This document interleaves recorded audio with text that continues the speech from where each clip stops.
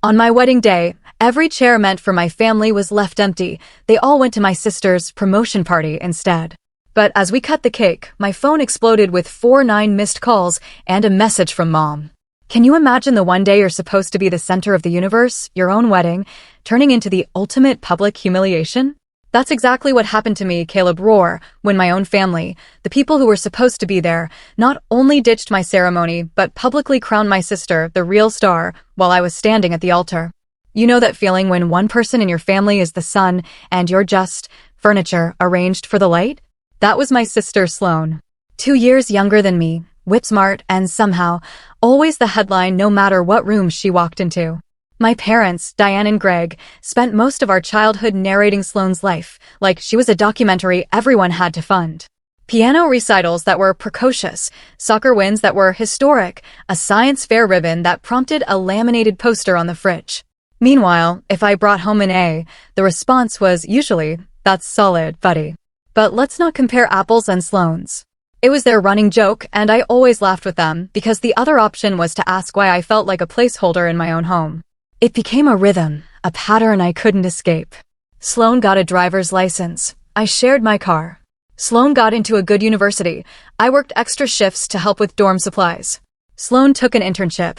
My dad called it a career trajectory and actually asked me not to distract her when I visited home. My milestones? They always took up less space because, in a family like mine, attention is a finite resource and Sloane had a lifetime subscription. Then I met Elena.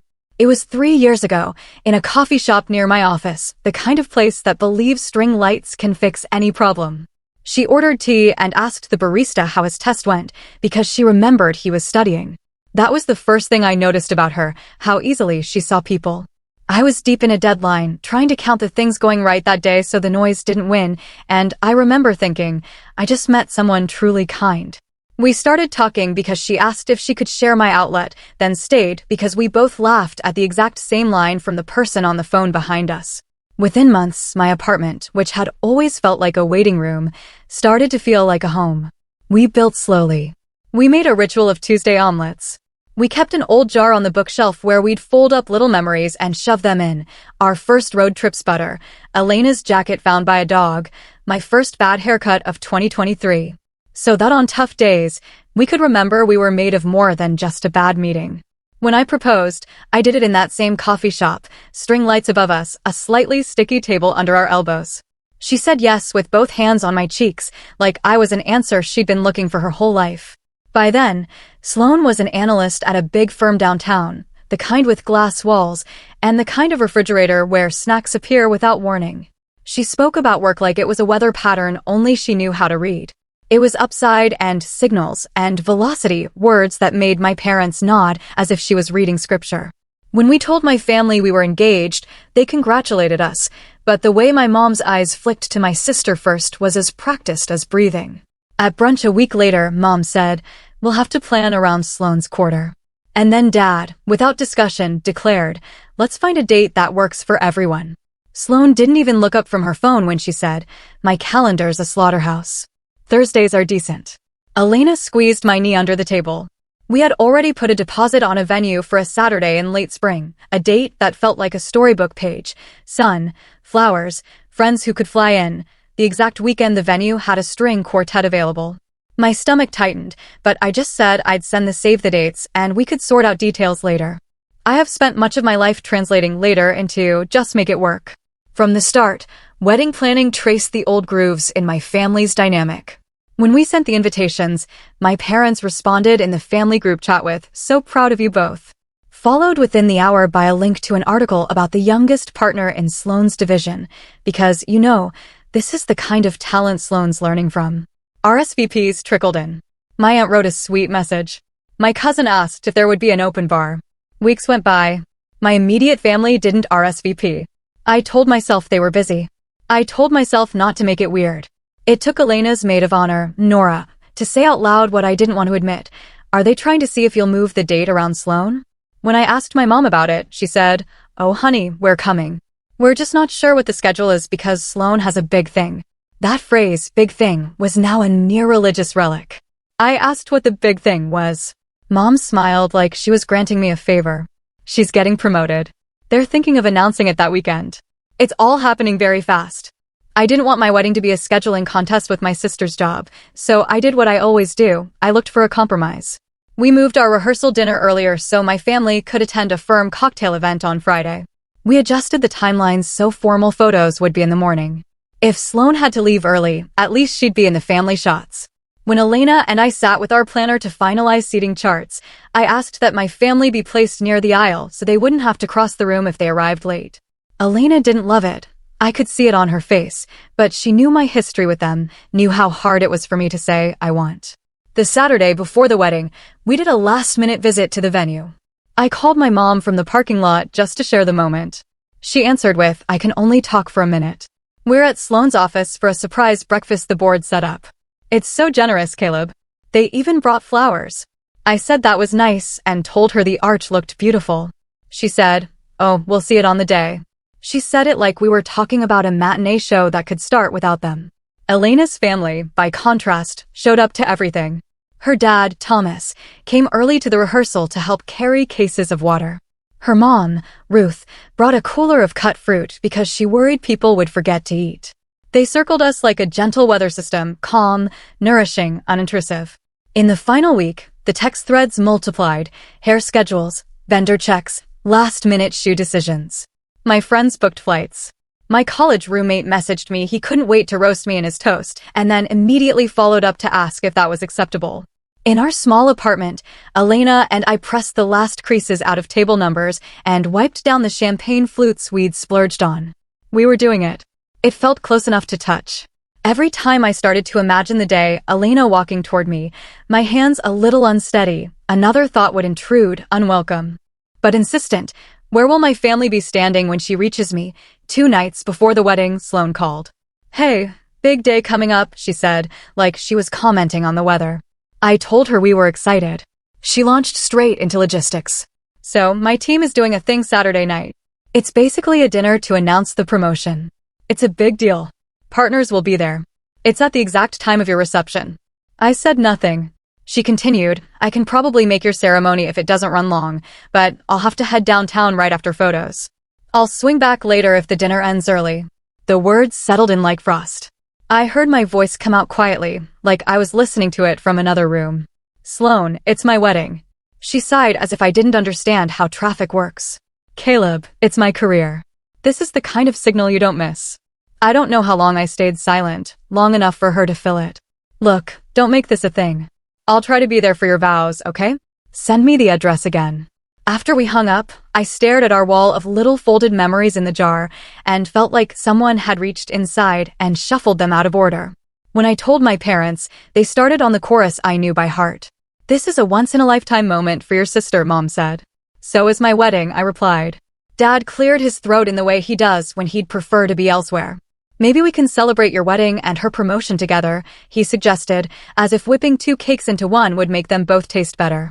Elena watched me with that steady concentration she uses when solving anything complicated. Later, just the 2 of us at our kitchen table, she said, tell me what you want, not what they want you to be okay with. I told her I wanted my family to show up. I wanted to be a priority. I wanted, and this was the hardest part, to not feel embarrassed in front of her family and our friends. She slipped her hand into mine and said, then we do not shrink to make space for someone else's spotlight. We left the timeline as is. The morning of the wedding, I woke up early and watched the light hit the side of our building. My best man, Jonah, texted me a photo of him holding coffee in one hand and a tie in a knot that made no geometric sense in the other. On my way, he wrote, followed by a string of encouraging words that made me grin. The venue's bridal suite was full of soft laughter and curling irons when I dropped off Elena's favorite snack, those tiny cheese crackers she calls happiness squares. She looked like herself, just more concentrated, like someone had turned up the clarity and brightness dials at the same time. Outside, the florist was threading eucalyptus through the arch. Someone tested the microphone. Each sound was a bell ringing in the right direction. I checked my phone. Nothing from my parents. The ceremony was at 2. At noon, I called my mom from the quiet of the hallway. It went to voicemail. I left a message that felt careful and practical. Hey, just confirming you have the address. Photos are at 1. See you soon. Half an hour later, my phone buzzed. A text from my dad, running a little late. Save us seats. I showed it to Jonah, who raised his eyebrows and said nothing. Guests were already arriving, milling around the courtyard garden that Elena had loved the moment we saw it, with its string lights, always the string lights, and brick walls that made the city sound like a distant ocean. Elena's parents hugged me and teased me for looking like I'd never tied a tie before. My aunt pulled me into a surprisingly fierce embrace and whispered, "You deserve every ounce of today." I thanked her in a voice that broke at the edges. At 1:15, with photos about to start, I called my mother again. Voicemail. I called Sloan. It rang once and then went to text. Can't talk. Heading into prep. Big night. Keep me posted. I stared at the words on my screen long enough that the letters started to vibrate. Our planner, a steady woman named Maribel, who had the calm of someone who solves crises for sport, put a hand on my arm and said, "We can take photos with whoever is here. We'll make a plan for later arrivals." I nodded. We took photos. Elena and I did the first look we debated for months and then finally agreed on, because we wanted one moment to breathe together before the ceremony. When she rounded the corner and I saw her, the noise dropped out.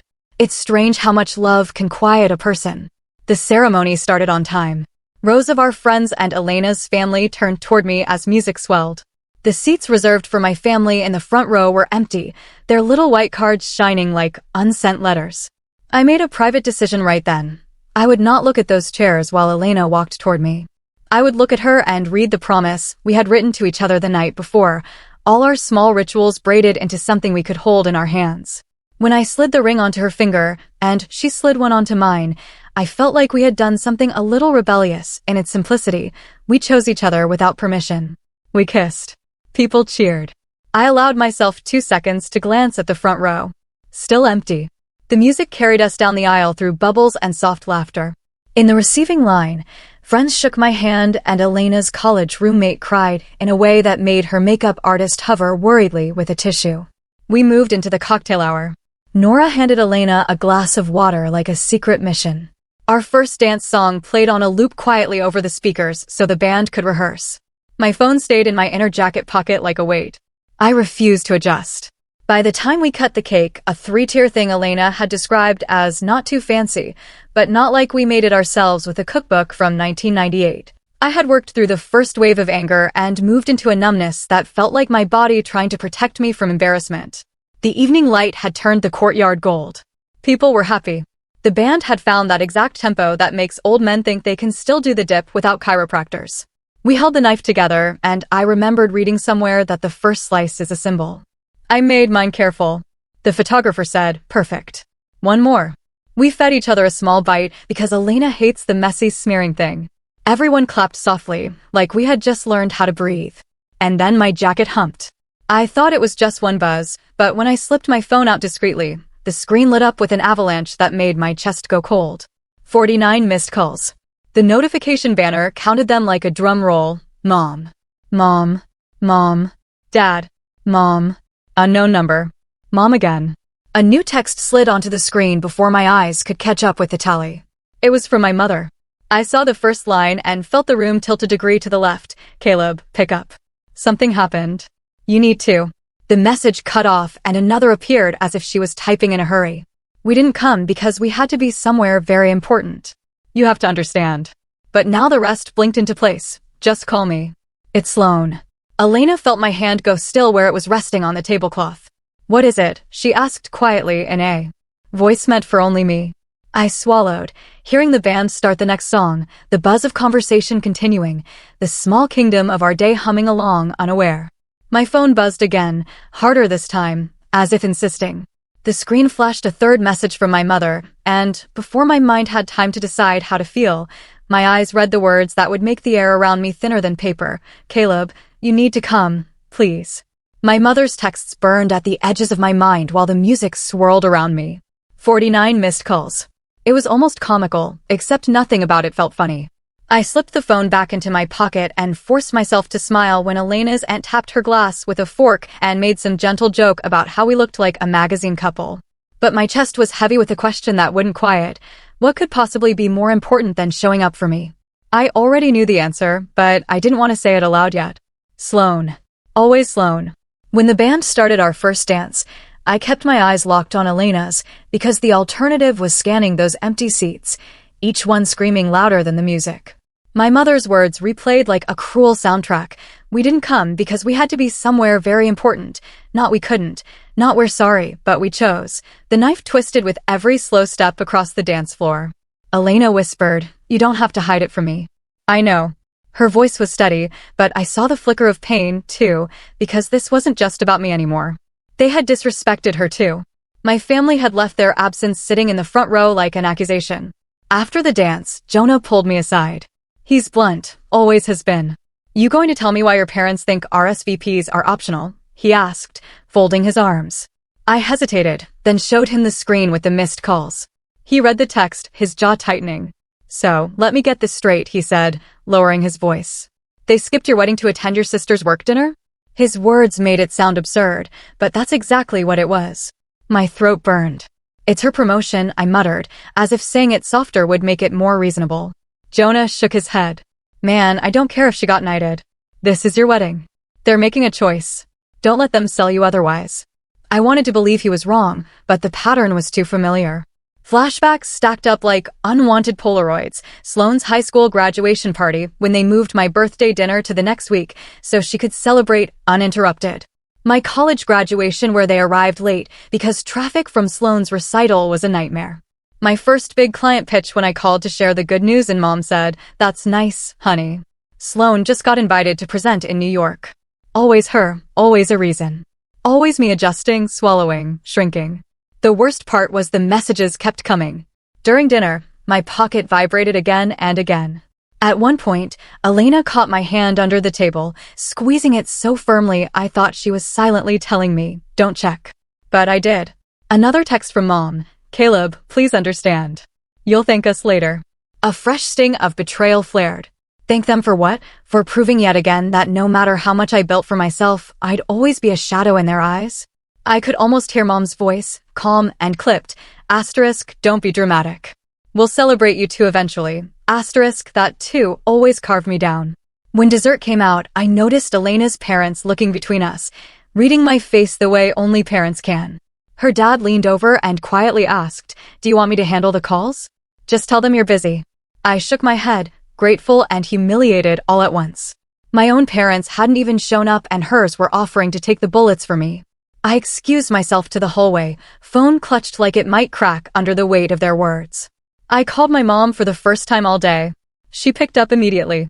Her voice was bright, almost celebratory, like she'd had champagne. "Caleb, finally. Listen, sweetheart. Don't be upset. We just had to be here tonight for Sloane. This is monumental for her career. Do you understand?" I froze. Behind her, I heard laughter, clinking glasses, the buzz of a crowded room. She wasn't whispering. She wasn't apologizing. She was justifying. "It's my wedding," I said, my voice low, shaking. "Do you understand that?" There was a pause, like she was debating whether I deserved to be spoken to as an equal. Then Dad's voice, muffled but clear enough, cut in. "Tell him we'll swing by after the dinner. Maybe catch the last bit." Swing by like my wedding was an afterthought, a dessert option after the main meal. When I returned to the reception, Jonah caught my face before I could mask it. "What did they say?" he asked. I just shook my head. Elena looked at me across the dance floor, eyes searching mine. And in that moment, I realized something. This wasn't just a missed event. This was a choice that would stain every family gathering from here on. They had drawn a line. And for the first time, I felt the beginning of a thought I'd never let myself consider before. Maybe I didn't have to stand on the side of the line they'd drawn. But before I could process that fully, my phone buzzed again. This time, not a call. A string of texts from numbers I didn't recognize.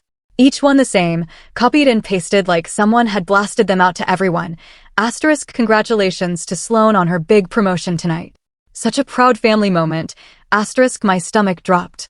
My parents hadn't just chosen her. They were broadcasting it while my wedding, my vows, my life with Elena was treated like background noise. And that was when the buzzing stopped being background. It became the soundtrack of the night. And it became clear that this wasn't going to fade quietly. It was going to escalate. I thought the copied text from strangers would be the peak of it. That nothing could sting harder than watching my own wedding shrink into the background of someone else's victory parade. But betrayal doesn't just arrive at the door. It settles in, pulls up a chair, and makes itself comfortable until you can't ignore it anymore. And that's exactly what happened. As the night unfolded, Elena and I had just finished the rounds of thank yous, weaving between tables while friends clinked glasses and cousins made jokes about who would catch the bouquet. I was clinging to the joy in the room, determined to hold on to what was mine. But halfway through our walk, Jonah caught my shoulder, his face pale.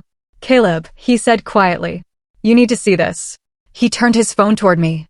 At first, I didn't understand what I was looking at.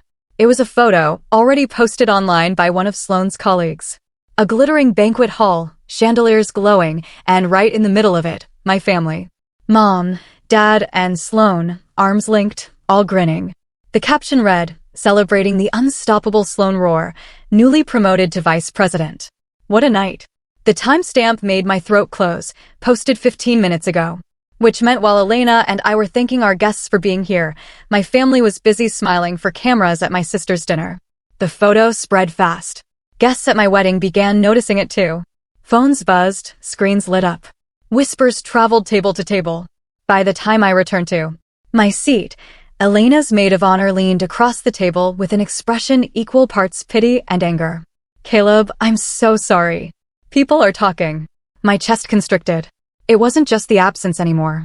It was public. It was deliberate. My family hadn't simply skipped my wedding. They had chosen to showcase their presence elsewhere, as if erasing me from the narrative was the natural order of things. Then came the text that broke something inside me. "My mom again. We couldn't miss this night, sweetheart. It's history for Sloane. But don't worry, we'll stop by your reception later for a toast. Save us some cake." My hand trembled as I read it aloud to Elena, my voice cracking on the last line. Save them some cake, as if my wedding was a buffet that would keep warm until their real plans were finished. Elena's eyes glistened, but her jaw set hard. "Caleb," she whispered, "they don't see you. They never have." That was when Jonah pulled me aside again, this time more forcefully. He pressed a second phone into my hand. It wasn't his. It belonged to one of our mutual friends who followed more of Sloane's coworkers. On the screen, another photo from the dinner. This one made my stomach flip. My parents were on stage, holding microphones, giving a toast to Sloane. My mother beamed in the photo, champagne flute raised high, while the caption read, "Proud parents of our star tonight." But what gutted me wasn't just their joy. It was the words scrolled on the screen behind them, in bold, glowing letters, celebrating Sloane Roar, the real star of the family. I couldn't breathe. My mind replayed it over and over. They hadn't just celebrated her. They had branded the night with a phrase that erased me entirely. My wedding was happening at that very moment, yet they were toasting Sloane as the real star of the family. My fists clenched so hard my nails bit into my palms. All the years of smaller slights, the forgotten birthdays, the overshadowed milestones, the brushed-off calls, collapsed into that single searing phrase. It wasn't just favoritism anymore. It was confirmation. Proof that in their eyes, I was never meant to be anything but a supporting role. When I returned to the table, I couldn't fake it anymore. Elena touched my arm gently, searching my face. "What happened?" she asked. I showed her the photo. Her expression darkened. The whispers in the room had grown louder now. My guests had seen it too. Some of them looked at me with sympathy, others with disbelief, but all of them knew. My parents had humiliated me publicly on the most important night of my life. And then, as if to twist the knife, my phone buzzed again with another message. This one longer, frantic, "Mom, we'll try to make it before midnight, Caleb. But if we can't, just remember, we'll always be proud of you, too, in our own way. Tonight is Sloane's moment. You'll understand when you're older." That line, asterisk, when you're older, asterisk, snapped something in me. I was 29. I had built a career. I was standing beside the woman I loved. And still, in their eyes, I was a child playing at adulthood, expected to step aside for the real star. The betrayal wasn't just about skipping my wedding. It was about declaring to the world that my life was an afterthought. And as I stared at the glowing words on that photo, the real star of the family, I felt something colder than anger settle in my chest, something sharper. For the first time in my life, I wasn't just hurt. I was done. That was the exact moment the idea of revenge stopped being a fleeting thought in the back of my mind and became a living, breathing certainty. But I didn't act yet. Not then. Because what happened next at the reception made the betrayal cut even deeper and pushed me past a line I could never uncross. The reception carried on around me, but I felt like I was standing behind a pane of glass, watching a life that looked like mine, but didn't quite fit anymore. Laughter rose and fell. Silverware clinked. Someone's uncle tried to impress the younger guests with dance moves that should have been retired decades ago. All of it blurred into background noise. My focus kept sliding back to those empty front row seats, the photographs I'd seen on Jonah's phone, and my mother's words echoing in my skull. The real star of the family. I sat down hard at the head table, staring into the untouched slice of cake in front of me. The fork rested perfectly parallel to the plate, like it had been placed by someone who knew what weddings were supposed to look like. My stomach, however, turned at the thought of taking a single bite. Elena leaned close. Her perfume soft and familiar, her voice careful. "Do you want to leave for a minute? Just the two of us." She meant well, but leaving my own reception felt like surrender. I shook my head, though my throat tightened with every syllable. "No, this is our day. I can't walk out." Her hand slid into mine, steady, grounding, but the guilt gnawed at me anyway. She shouldn't have had to be my anchor tonight. This was supposed to be about us, about the vows we had made only hours earlier. Instead, she was watching me collapse under the weight of a family that had never really wanted to carry me at all. And the worst part? Guests had noticed. I caught sympathetic glances, overheard quiet whispers. I can't believe they didn't come. Poor guy. Who does that to their own son? Every whisper scraped across my pride. I hated being pitted. Halfway through the evening, I excused myself and wandered to the edge of the courtyard where the string lights faded into the shadows of the brick walls. My phone buzzed again in my pocket, another text, but I didn't pull it out. I didn't want more words that would slice me open. I leaned against the cold wall, staring at the cobblestones. For the first time, I let myself think the thought I had spent years avoiding. Asterisk, maybe I didn't have a family. At least not one in the way people meant when they said the word. Asterisk blood wasn't enough if it bled you dry. Jonah found me there. Of course, he always did. He didn't try to talk me out of my silence. He just stood beside me, hands shoved in his pockets, until finally he muttered, "You don't deserve this." "You never did." My jaw clenched. I wanted to argue, to play devil's advocate like I always did for my parents, but no words came. Instead, I asked something I'd never dared before. Am I crazy to think this is the last straw?" Jonah turned his head, studied me like he was making sure I was serious. "Caleb, the crazy thing would be forgiving them again. You keep giving them rope and all they do is tighten it around your neck." His words hit harder than he probably intended, but I needed the sting. I returned to the reception after that, but the night felt hollow. I laughed when people told jokes, posed for photos with Elena, even tried to enjoy the dancing, but inside I was drifting. My parents' absence was a ghost hovering at every table. When I looked at the framed seating chart by the entrance, the little card that said "Reserved, Family of the Groom" felt like mockery. They had RSVP'd in spirit, but in practice, they had RSVP'd to my sister's future instead. The final humiliation came near the end of the night. I thought maybe, just maybe, they'd at least show up late as promised, sneak in for the toast, pretend to care.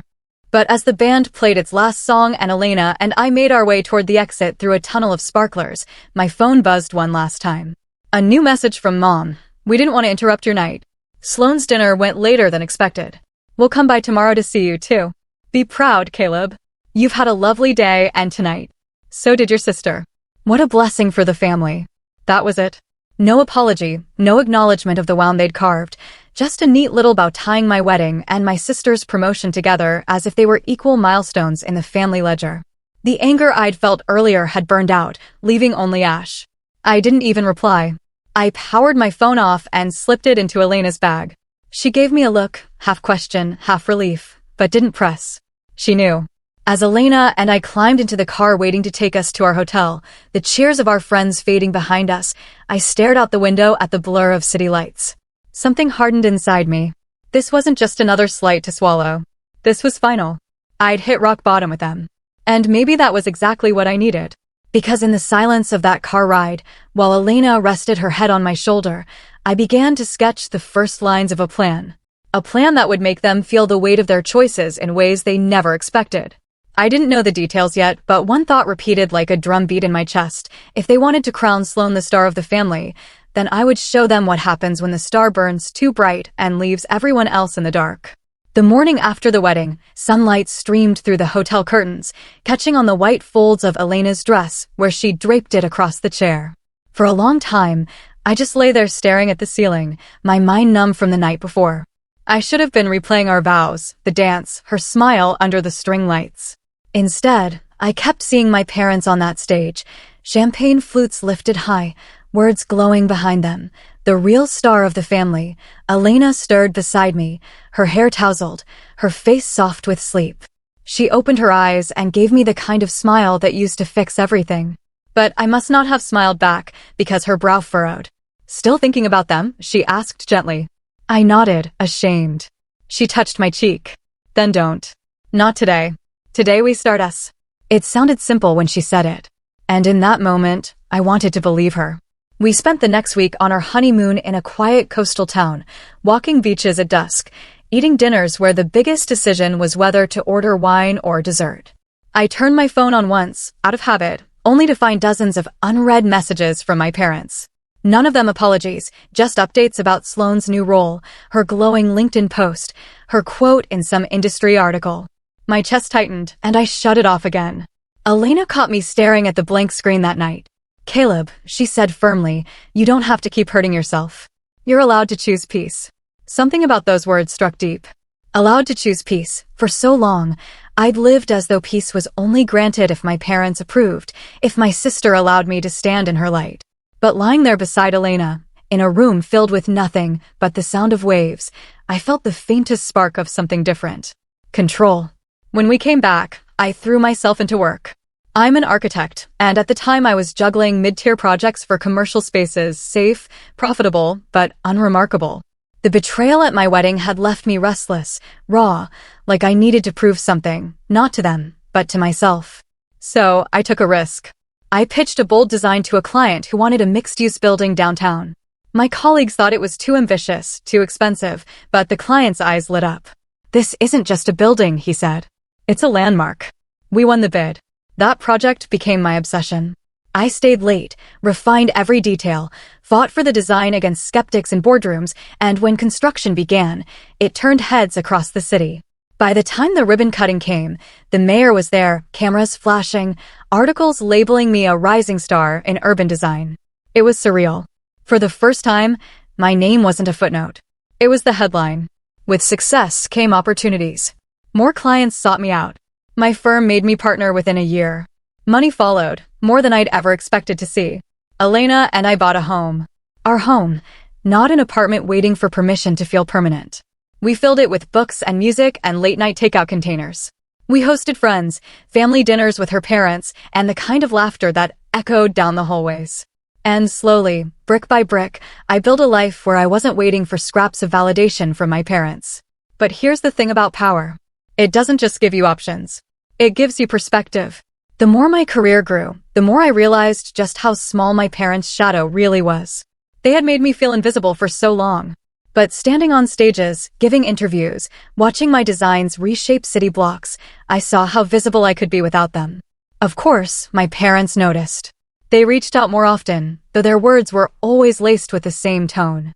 "We saw the article," Mom said once over the phone, her voice almost rehearsed. "So proud of you, sweetheart." Sloane was saying how much this reminds her of her own big break last year. Always circling it back to Sloane, always comparing. But this time, I didn't flinch. I didn't beg for more. I let their words roll off, because I no longer needed them to validate me. Elena noticed the shift before I did. One night, after a dinner party at our new house, she pulled me aside. "You're different," she said softly. "Lighter, stronger." She wasn't wrong. The betrayal at my wedding had nearly broken me. But in the rubble, I'd built something new, something stronger than before. And though I hadn't told her yet, a part of me was already beginning to calculate, to imagine how one day all this growth could become something else entirely, something sharp. Because deep down, I knew this wasn't just about rising. It was about showing my family. One day, what happens when the son they dismiss stops asking for a seat at their table and builds his own table so big they can't ignore it? It was 2 years after the wedding when the first crack in Sloane's perfect facade appeared, though at the time it looked like nothing more than a whisper. By then, I was settled into my role as partner at the firm. Our downtown project had become a case study in design schools. Elena and I had just welcomed our first child, a son we named Evan, and my days felt full in a way I never thought possible. Mornings with coffee and baby giggles. Evenings drafting blueprints while Elena read nearby. Weekends hosting friends who had become more like family. My parents, meanwhile, had become distant satellites. We exchanged the occasional strained call, but I kept them at arm's length.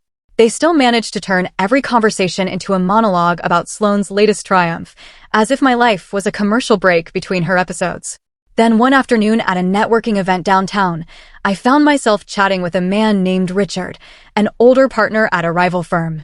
We were comparing notes on city zoning regulations when he leaned closer and lowered his voice. "You're Sloane Roar's brother, aren't you?" My chest tightened at the question, but I nodded cautiously. Richard chuckled, but there was no humor in it. "Bright girl, sure, but her division stretched thin. She's playing with fire." Heard her name come up in connection with some risky numbers. At first, I brushed it off. My parents had always painted Sloane as infallible, but the seed was planted. Over the next few weeks, I started noticing things I hadn't before. Articles praising her firm now mentioned challenging quarters buried in the fine print. A former classmate of mine who worked in finance dropped her name during lunch, shaking his head. "She's talented, but aggressive. One misstep and it'll all come crashing down." I didn't go digging yet, but I stored every piece of information carefully, like puzzle fragments waiting for their moment. Meanwhile, my own influence kept expanding. The firm tapped me to lead a multi-city project, a contract that would tie me directly to government committees and influential investors. It was the kind of role that didn't just build buildings. It built reputations, networks, leverage. For the first time, people weren't just treating me as a talented architect.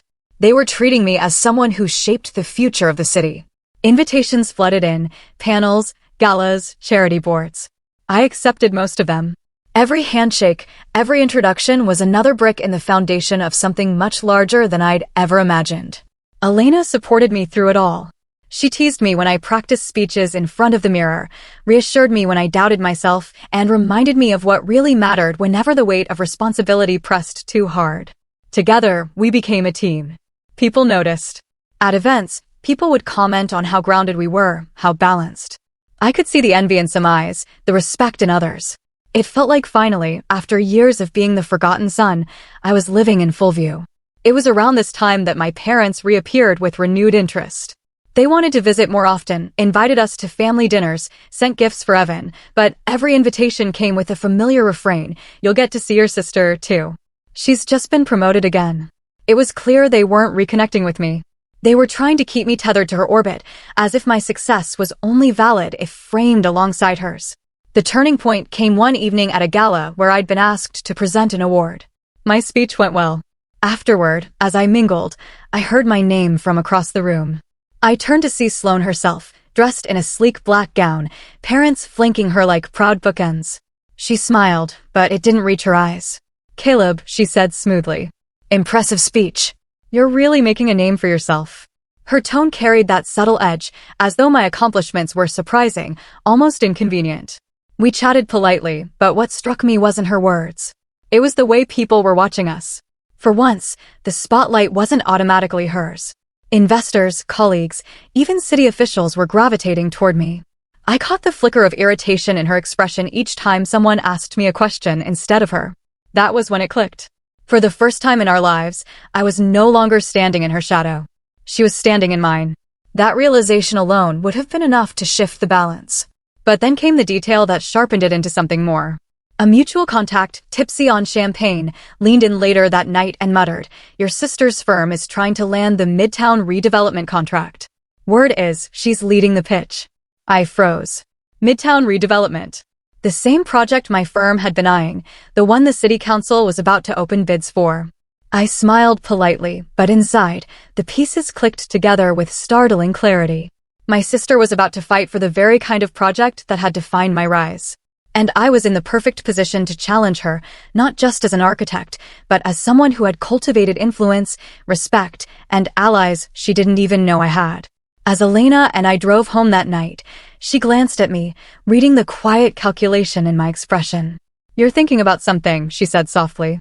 I hesitated, then replied, "I think the time is coming." She didn't ask for details.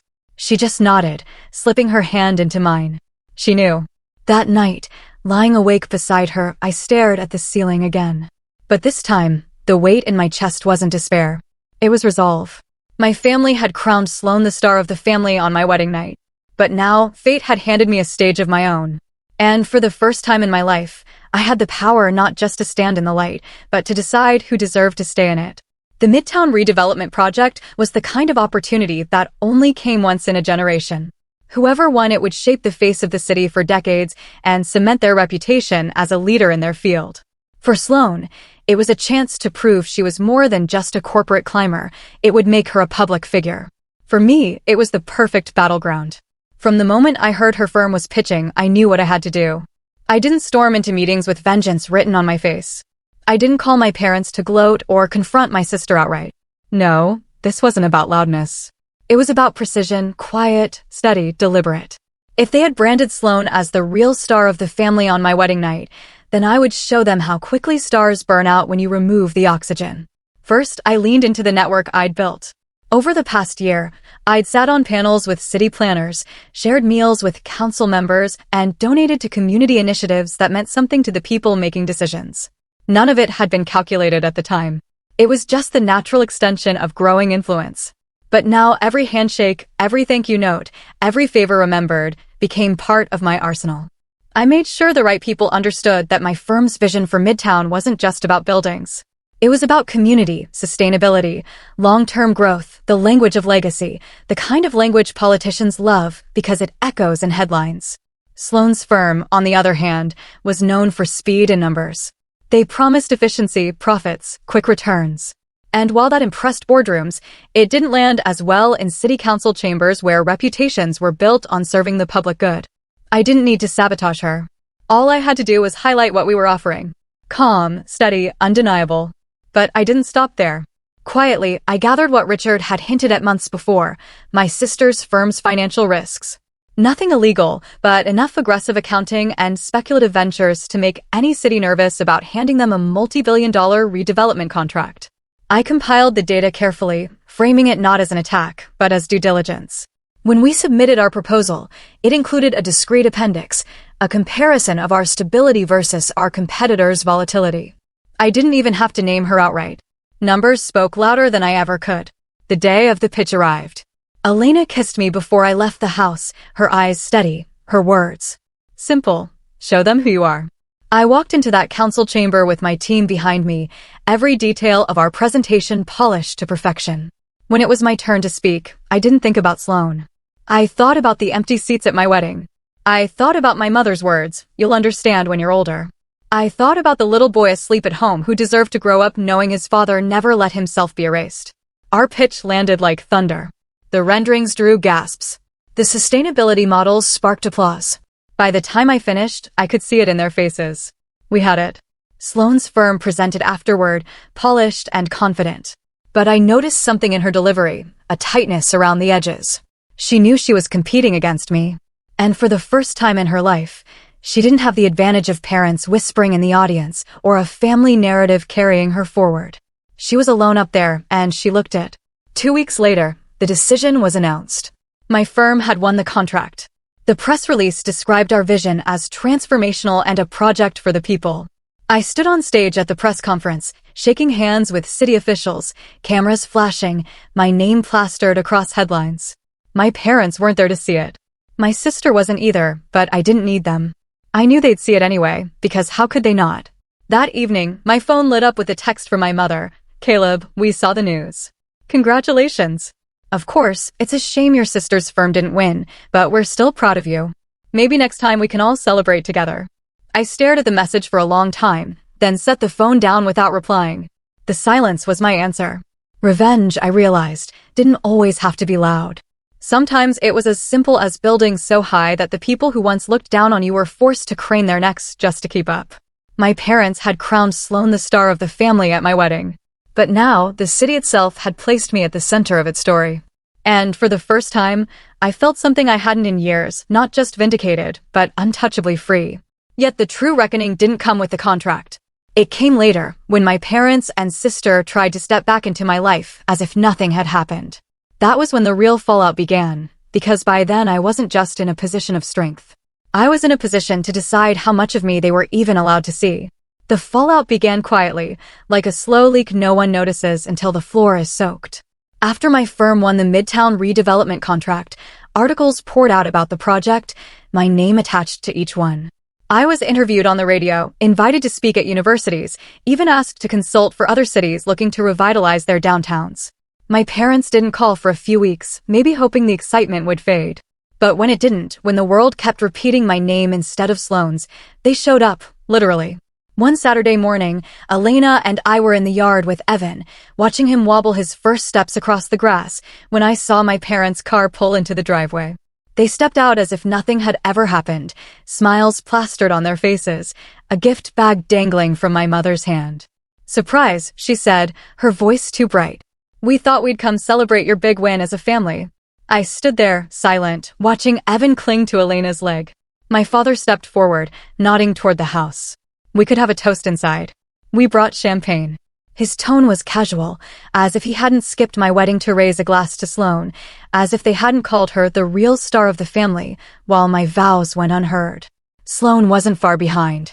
She arrived 10 minutes later, pulling up in her sleek car, heels clicking confidently against the pavement. She walked over, sunglasses still on, and offered a stiff hug that I didn't return. "Congratulations, Caleb," she said smoothly. Of course, I was disappointed about the contract, but, well, at least it stayed in the family. Her words landed like acid. At least it stayed in the family, as though my victory was hers by extension. I took a deep breath, feeling Elena's steady presence beside me, Jonah's words echoing in my memory. "You keep giving them rope, and all they do is tighten it around your neck, not anymore." "Come inside," I said. My voice was calm, almost too calm. They looked relieved, as though they'd been granted easy forgiveness. Inside, we sat around the dining table, the one Elena and I had picked out together, the one stained with late-night pasta dinners and homework scribbles. My parents placed the champagne in the middle like a peace offering. My mother smiled. "We're so proud of you, sweetheart. It's wonderful to see both of our children doing so well." That was it. The final straw. Both of our children, as though my success only existed in relation to Sloane's, as though my rise wasn't my own. I leaned forward, hands folded on the table. "You didn't come to my wedding," I said quietly. Their smiles faltered. "You stood on a stage that night and called Sloane the real star of the family. While I was saying my vows, while Elena was walking down the aisle, while those seats reserved for you sat empty, you were cheering her. And you think you can walk in here now and toast with champagne like nothing happened." The silence was deafening. My mother opened her mouth, but I raised a hand to stop her. "No, you've had your say for years. This is mine. You chose her over me every time. And now you don't get to choose me because the world finally sees me without your permission." My father shifted uncomfortably. "Caleb, don't be so harsh. We're family. Blood is nothing if it bleeds you dry," I cut in. My voice was sharper now, but steady. I turned to Sloane, whose expression had curdled into something between anger and disbelief. "And you've built your entire identity on being the center. But you're not anymore. Not here. Not in this city. People see you for what you are, aggressive, reckless, replaceable. I didn't need to sabotage you. I just had to show up." And the spotlight shifted on its own. Her jaw clenched, but she said nothing. My parents looked between us, as if unsure which child to defend. For the first time in my life, they had no script to follow. I stood.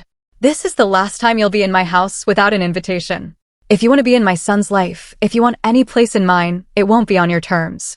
It will be on mine. And if you can't respect that, then we're done." The weight of my words hung in the air. My mother's eyes welled with tears. My father stared at the table. Sloane's lips pressed into a thin line, her pride crumbling beneath the quiet truth, but none of them spoke. Not one. I picked up the champagne bottle they brought, walked it to the door, and set it outside. "You can take it with you," I said, my back turned. "We don't need it." Elena rose and slipped her hand into mine, her other hand resting on Evan's tiny shoulder. Together, we stood in the doorway as my parents shuffled out, their practiced smiles gone. Sloane followed, sunglasses back in place to hide what her face couldn't. They drove away without another word.